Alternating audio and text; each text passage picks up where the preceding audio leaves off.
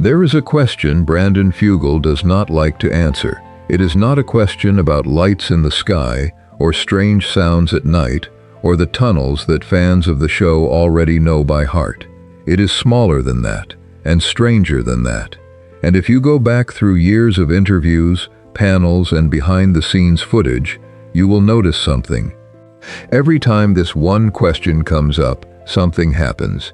He shifts the subject. The camera cuts away. The conversation moves somewhere safer. This is not a claim about secrets or cover-ups. It is simply something you can check for yourself. The question is this: what is actually underneath the mesa? Not the tunnel systems that have already been shown, not the chambers the cameras have already walked through. Something deeper. Something the science team has only ever gestured toward in a few careless sentences before quickly moving on. In recent months, that silence has started to change. Pieced together from interviews, from closed briefings, and from offhand comments made by people close to the investigation, a picture has slowly started to form. And it suggests that Brandon Fugal has known more than he has said publicly, for longer than most people realize. We are not going to tell you what that is yet. What we are going to do is walk through exactly how this question built, piece by piece, until it became something too large to stay quiet. By the end, you will understand something important. You will understand why he waited. To understand why this question matters, we need to go back to the one moment on the ranch that started all of it. Years ago, before most of the public conversation around Skinwalker Ranch had even taken shape, the science team ran a routine pass across the mesa using ground-penetrating radar. It was meant to be one small piece of a much larger survey. Instead, it produced something the team never fully explained on camera. The reading showed a dense formation deep below the surface. Its shape was unusually regular, too regular, some said, to be an ordinary rock formation. Too large, others said, to explain away as noise in the data. It was the kind of result that, under normal circumstances, would have become its own storyline. Instead, it appeared once, briefly, in passing conversation, and was never revisited in any of the seasons that followed. That alone is worth sitting with. Investigations built around uncovering the unexplained do not usually walk away from an anomaly this striking without a word of follow-up. So the question becomes simple. Why would a result this unusual simply vanish from the story being told to the public? There is a pattern in how documentary teams handle information, and it is not always what people assume.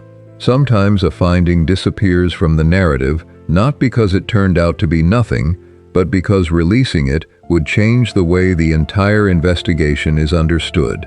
Once you consider that possibility, this early, forgotten radar scan starts to look less like a dead end and more like the very first thread of something much bigger. That single anomaly would go quiet for years, but it never really disappeared. It just moved to a different part of the investigation. According to comments made over time by people connected to the production, something shifted inside the science team's own meetings not long after that scan. It was not a dramatic shift. It was a change in the kind of question being asked. In the earlier years of the investigation, the questions were about events. What caused this light? What produced this reading? What explains this sound? These are the questions you ask when you are trying to understand something that happens, something that comes and goes. Later, the questions changed shape. People began asking what was actually holding a certain formation together. They began asking how far down it went and what it was made of. These are not questions about an event anymore. These are questions about an object, about a structure, about something with a physical presence, sitting quietly beneath the ground, waiting to be measured and understood. That distinction matters more than it might first appear. A team of scientists does not casually begin asking structural questions unless something has convinced them they are no longer dealing with a passing phenomenon. They ask those questions when they believe they have found something solid. Something with a shape, something that is still there, whether or not the cameras are rolling. If the questions were changing behind closed doors, then somewhere, someone had to start writing the answers down. There is said to be a document, referenced only briefly and never shown in full on the series. It is described as an internal report compiling everything the deep scans of the mesa had uncovered.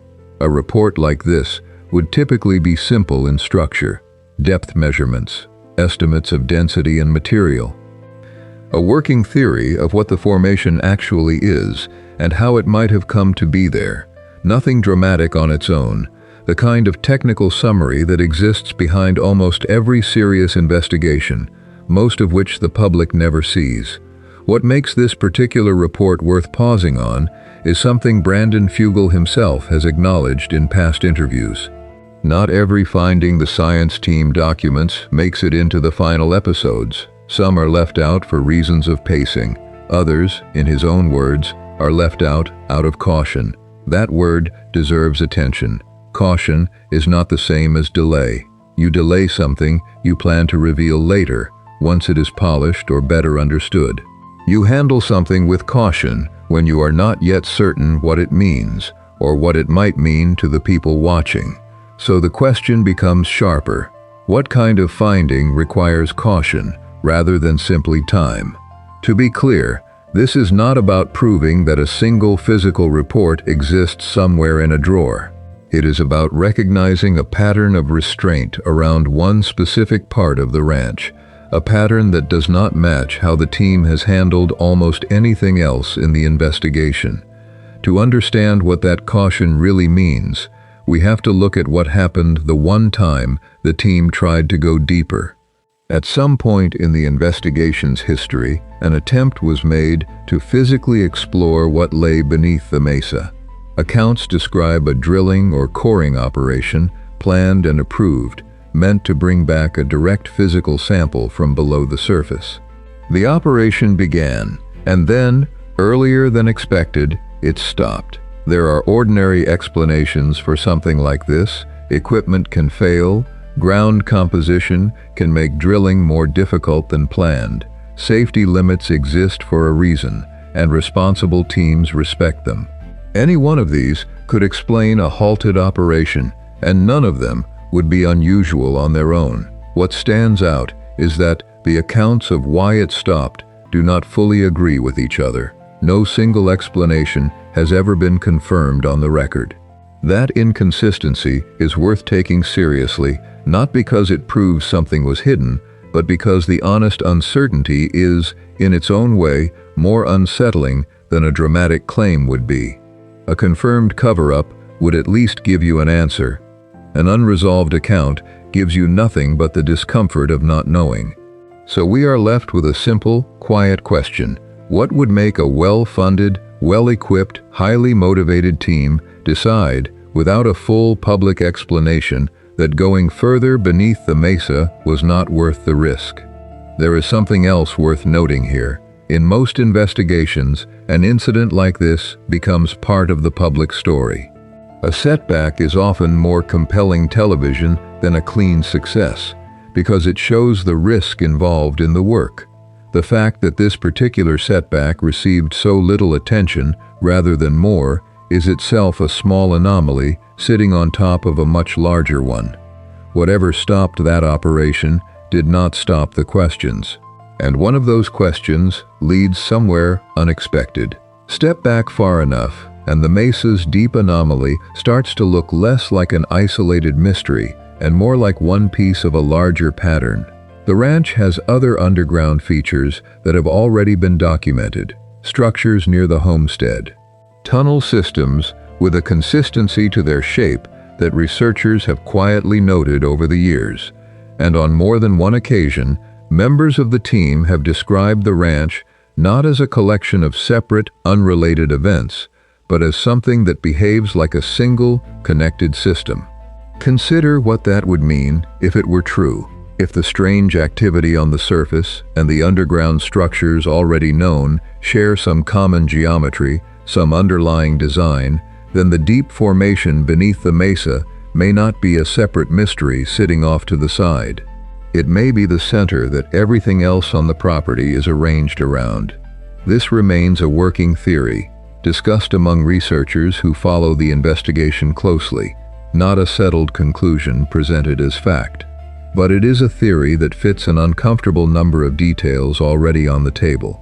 The scan that vanished from the story, the shift in the kind of questions being asked, the drilling operation that ended before it should have, each of these makes a little more sense if there really is one structure deep beneath the mesa that the rest of the ranch has been quietly organized around.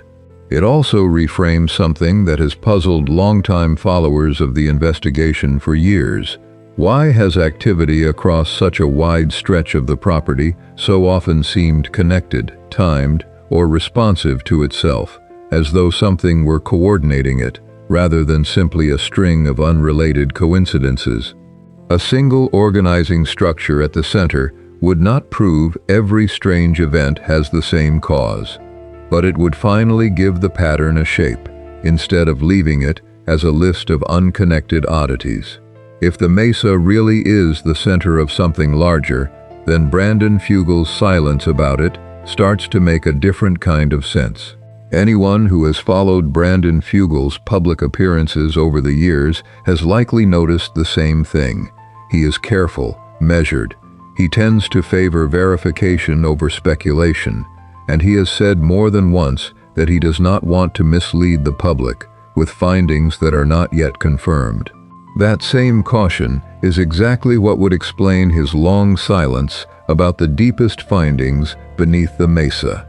A man who insists on being certain before he speaks is, by definition, going to stay quiet longest about the one finding he understands the least.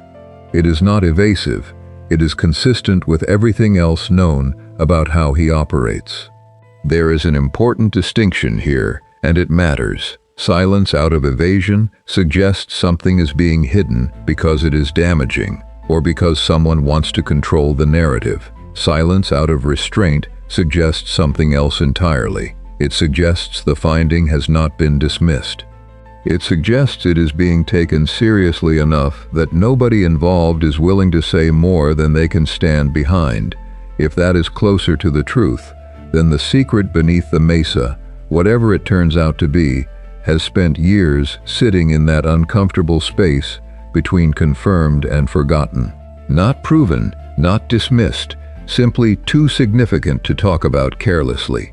But recently, that long silence has started to shift. And the reason why is the most important part of this story. In more recent interviews, Brandon Fugal has said something he had never said quite this directly before. He has acknowledged that the team's understanding of what lies beneath the mesa has changed in a meaningful way, and that whatever they are now working with is being handled more carefully than anything that came before it. Read those words slowly, and they carry more weight than they might seem to at first. This is not someone describing a new light in the sky or another unexplained sound. This is someone describing a shift in understanding itself, a recalibration, the kind of language you use when something you thought you understood turns out to be something else entirely. It would be easy to overstate what this means, and we are not going to do that. What we can say is that a departure like this, after years of near total silence on this specific subject, rarely happens without a reason. Something changed enough that continuing to say nothing at all was no longer the right choice. That leaves two real possibilities. Either the team has finally arrived at an explanation solid enough to begin discussing publicly, or they have encountered something that has simply become too significant to keep fully contained. It is also worth noticing what he did not say. He did not offer a date for a fuller explanation. He did not promise a dramatic on-camera reveal. He simply acknowledged, carefully and without embellishment, that something had moved. For a man who has spent years choosing his words with visible restraint, that small admission carries more weight than a louder claim ever could. That shift brings us to the one detail that changes how everything else in this investigation should be understood. Taken together, everything covered so far points toward one working theory, the most developed explanation currently being discussed by independent researchers following this investigation closely. The theory holds that beneath the mesa lies a large, dense, and geometrically organized structure, one that predates recorded history, and it suggests that at least some of the ranch's more unusual surface activity may be connected to whatever process is still quietly occurring around it. This is not something Brandon Fugal has stated outright, and it has not been confirmed as fact by anyone involved in the investigation, but it is the explanation that best accounts for the pattern already laid out, the scan that disappeared from the story. The shift in the kind of questions the team began asking, the drilling operation that stopped without a clear public reason, the long, careful silence, and the recent change in tone that finally broke it. We want to be transparent about where this stands. This remains unproven. And in a strange way, that uncertainty is part of what makes it worth taking seriously. A wild claim, stated with total confidence, is easy to dismiss. A careful theory, built from real inconsistencies that nobody has fully explained, is much harder to walk away from. It is worth pausing on why a theory like this holds up as well as it does, even without direct confirmation. It is not built on a single dramatic claim. It is built on the accumulation of several smaller, separately observed inconsistencies, each one ordinary on its own, each one difficult to fully explain once placed next to the others. That is usually how the strongest mysteries hold together, not through one undeniable piece of proof, but through a pattern that keeps pointing in the same direction, no matter which angle you approach it from. If this theory is correct, it does not end the mystery of Skinwalker Ranch. It reframes it. Consider for a moment what it would actually mean if this theory holds up. It would mean that years of strange surface activity across the ranch, activity that has been treated for a long time as a series of separate, unconnected events, may in fact trace back to a single, still unexplained structure sitting quietly beneath the mesa. The investigation is ongoing. Fugal himself has said, in his own words, that the full picture is still being assembled, and that any real answer is likely to come slowly, through continued careful work, rather than through one sudden dramatic reveal. That is worth remembering, especially in a media landscape that often prefers instant answers over honest uncertainty. Here is the part worth sitting with longest. The most unsettling possibility in all of this is not a monster hiding in the dark, and it is not a hidden room full of secrets. It is something quieter than that. It is the idea that something ancient and possibly still active in some way no one fully understands may be sitting beneath one of the most closely studied pieces of land in the entire country, largely undisturbed, simply because no one has yet found a safe way to go further. There is one final piece of this story left, the part that Brandon Fugal has only just begun to talk about. Go back to the question this video opened with, not simply, what is underneath the mesa? That question, on its own, was never really the whole story. The real question is this: why has the most careful, most measured man connected to this entire investigation only now started to speak about it, after years of saying almost nothing at all? The full answer has not been given publicly. It may not be given for some time. That is not a failure of this investigation. If anything, it may be the clearest sign of how seriously this particular finding is being treated. Skinwalker Ranch has never given up its secrets easily. Every answer the show has offered over the years has tended to open 2 or 3 new questions in its place. This one may be no different, but there is a real possibility that this secret, buried the deepest of all of them, quietly beneath the mesa, may end up being the one that finally makes sense of everything else. Until that day comes, the silence continues. And so does the search for what it has been protecting. If this investigation into the ranch's deepest mystery held your attention, there is more waiting for you. Stay close, keep watching, and we will keep following this story for as long as it takes to understand what is really down there.